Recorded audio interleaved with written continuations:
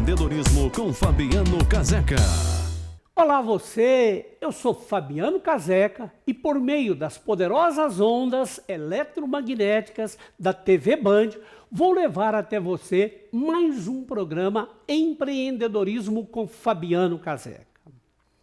Nós estamos numa série aqui falando, demonstrando para todo o estado de Minas Gerais, através da Band Minas, a evolução da gestão, entrevistando o Fernando Lamounier, que é administrador de empresas, com mestrado em Yale, nos Estados Unidos.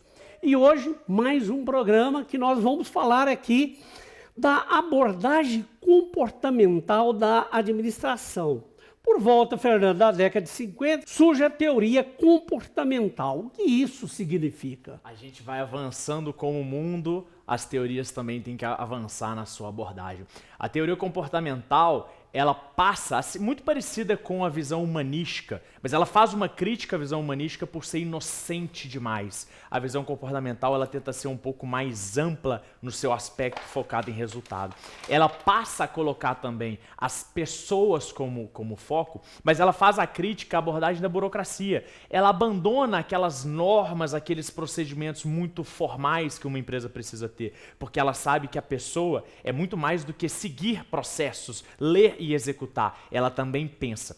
Aqui, doutor, a gente tem a primeira vez que surge a palavra motivação no trabalho. Veja, a gente passou por várias teorias. Em nenhuma delas a motivação foi um tema. Em nenhuma delas os executivos, os empreendedores, os gestores e administradores na época se preocupavam com isso, com a motivação da pessoa. Aqui é trazido a contexto a importância disso na produtividade da empresa, no longo prazo, redução de rotatividade, redução de problemas de saúde das pessoas. Então essa teoria ela marca um começo de mudança daquele administrador mais engenheiro, da administração como uma ciência exata e do começo da administração como uma ciência social aplicada. Então, a administração não é apenas números, é também, mas ela entender a motivação do ser humano, ela entender o seu par, o seu chefe, o seu subordinado como um ser humano que sente dor, que tem problema, que tem medo, que tem ambição e que quer fazer e realizar. Esse é o grande mérito dessa teoria. Ela traz esses temas mais lá da psicologia e traz dentro de uma administração que sempre foi muito de engenheiros, de matemática, de ciência, fatores humanos. Pois é, o que a gente percebe aqui é que a coisa é muito parecida, né, no mundo inteiro. Os teóricos, os autores, eles têm uma pequena diferença, mas parece que a espinha dorsal é a mesma. Segue-se um procedimento, uma mudança, obviamente, quando de um país para outro, uma cultura diferente, um idioma diferente. Eu vejo aí os países mais rígidos, né? Eu fico aqui imaginando que se a administração meia ditatorial, essa é um conceito que deve também atingir as empresas, né? E é muito legal, a gente consegue trazer depois estudos que mostram a influência da cultura do país no desenvolvimento da empresa. Então, quando você pega, por exemplo, uma cultura japonesa, que é uma cultura muito mais de grupo, e compara com uma cultura mais individualista como a do americano, por exemplo, você tem um desafio muito grande para esse empresário lidar com uma empresa que às vezes tem sede no Japão, mas tem uma filial nos Estados Unidos. Aqui a gente está falando de empresas muito grandes, mas vamos trazer para uma realidade um pouco menor. Você que tem uma pequena empresa que às vezes a sede é numa capital e a fábrica, a planta de produção é no interior, você já pode experimentar conflitos culturais, porque a cabeça da pessoa que às vezes vive na cidade, ela pode ser um pouco diferente da pessoa que vive no interior. E aqui eu falo diferente, não é nem melhor nem pior, mas como gestor, a gente tem que saber lidar com essas situações, seja falando no nível regional, dentro de uma capital no interior, ou no nível internacional, falando de dois países muito diferentes. A gestão também é um grande desafio, né? E a propósito de outras profissões. Olha, eu vou fazer aqui um pequeno comercial, porque eu quero dar um recado para você que está aí precisando trocar o seu carro, mas você acha a prestação está cara para você. procure a Multimarcas, procure um representante da Multimarcas em todos os estados brasileiros, conversa com ele que ele vai te mostrar um plano maravilhoso. Ele vai te mostrar um plano, um consórcio com prestação reduzida. Você vai pagar uma prestação apenas 70% dela.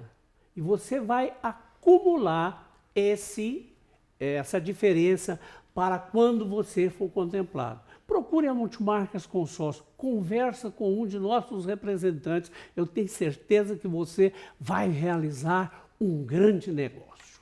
Eu tenho que voltar aqui para o segundo bloco e o Fernando estava falando da teoria humanística da gestão, que é uma boa teoria, só fala de humanização, mas que sofreu algumas críticas porque ela foi considerada, vamos dizer assim, numa linguagem bem popular, humana demais. Mas isso aí foi contornado, né, Fernando? Isso. Eu quero que você fale agora sobre essa questão da pirâmide de Maslow. Perfeito. E olha só que legal. A abordagem humanística que a gente falou nos outros programas, ela é contestada por essa que é a comportamental, que tenta trazer um pouco mais de maturidade àquela visão mais inocente da humanística.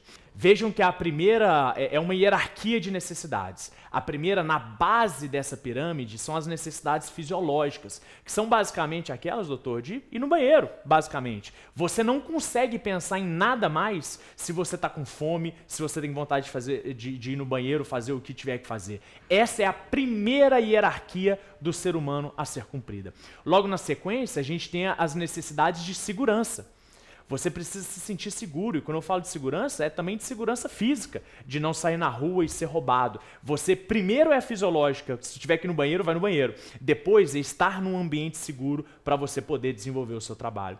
Depois são as necessidades sociais, de ser amado, de ser querido pelos seus amigos, pela sua esposa, pelos seus filhos, pais, não importa. É uma terceira necessidade que, de novo, só é cumprida depois das duas da base. Necessidades de estima. E aí a gente já entra numa concepção até mais interna do ser humano. Mais psicóloga, vamos dizer. Também, então, para você cumprir, de novo, é sempre uma hierarquia. Então, para você cumprir a de estima, você tem que passar por todas as outras. E é importantíssimo que ela aconteça dentro do seu próprio desenvolvimento. É você, é a sua cabeça de ser querido por outras pessoas que vai cumprir essa necessidade. E no final, a necessidade de autorrealização, que é a necessidade do seu sucesso, de você conseguir aqueles objetivos que você planejou. Por que isso é importante, doutor? E por que isso foi um marco?